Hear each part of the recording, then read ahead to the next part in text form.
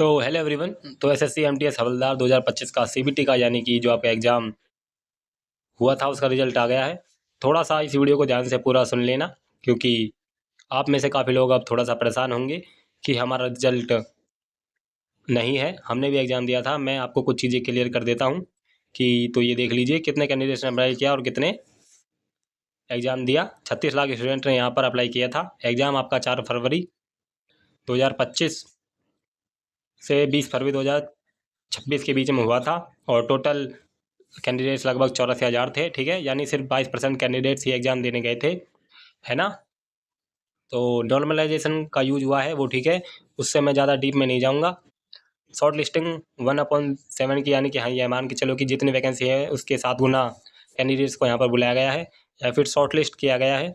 ठीक है, किसके लिए? पीईटी और पीएससीटी के लिए। पीएससीटी के लिए। अब पीईटी सीईटी में किस होता है? अगर फिजिकल एफिशिएंसी टेस्ट की बात करेंगे तो हवलदार में होता है। तो इसलिए यहाँ पे मैं आपको यह बताना चाहूँगा कि हम आप में से जिसने भी हवलदार के लिए अप्लाई ही नहीं किया था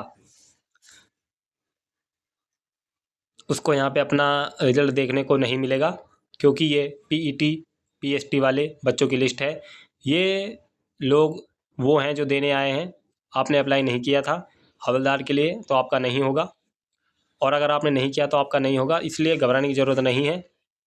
इसके अलावा निकल के आएंगे आफ्टर द पीईटी पीएससीटी, उसके बाद जो फाइनल लिस्ट निकल के आएगी उसके देन में अगर आपका सेलेक्ट होंगे तो आपका नाम होगा। ठीक है, तो आपको अभी डरने की ज़रूरत नहीं है। Minimum qualifying marks general category के 30% रहता है, ओबीसी ईडब्ल्यूएस का 25%, एससी एसटी और person the which benchmark disability उनका 20%। ठीक है, ठीक है, तो यह चीज़ आपका थोड़ा सा समझनी है। और बाकी यहाँ पर जनरल कैटेगरी तो ये एक अच्छी बात है कि भाई चलो एसएससी की जो चीज़ें हैं वो थोड़ा मूविंग में आ चुकी हैं, मूव करना शुरू कर दी हैं। Category wise short listed candidates की बात करें, जनरल कैटेगरी में यानी यूआर में 448 वैकेंसीज थी, उसमें से इतने स्टूडेंट्स हैं जो शॉर्ट लिस्ट किया गया है।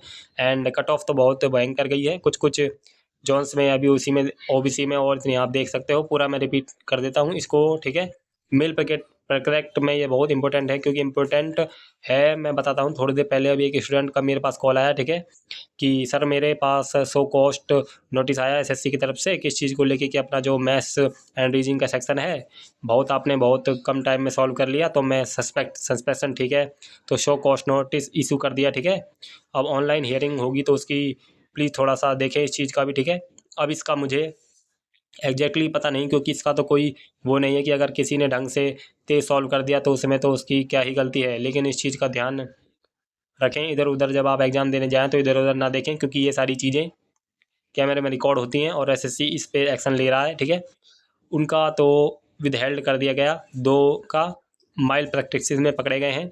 727 कैंडिडेट्स की डिबार ही कर दिया गया है, तो इस चीज़ का थोड़ा सा ध्यान कर रखा करें।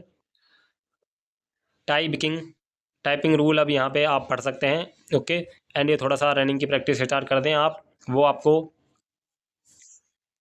यहाँ पे टेस्ट देखने को मिल जाएंगी, बाकी उस पर भी नहीं जाऊँगा। ठीक है, तो यहाँ पे थिंक ऑफ कट ऑफ का तो लगा नहीं है, बट आप इसको चेक कर सकते हैं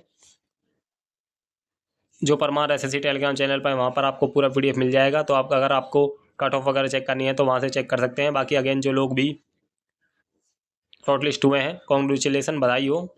और जो लोगों का नाम नहीं है तो आपने इसमें हवलदार वाले में ऑप्ट नहीं किया होगा, यह भी हो सकता है। तो इस चीज़ को लेके बहुत ज़्यादा घबराना नहीं है। अगर आपने हवलदार के लिए ऑप्ट नहीं किया था तो ओके। बाकी किन लोगों को शॉर्ट लिस्ट हो गया है कमेंट सेक्शन में ज़रूर बताइएगा। Okay, thank you.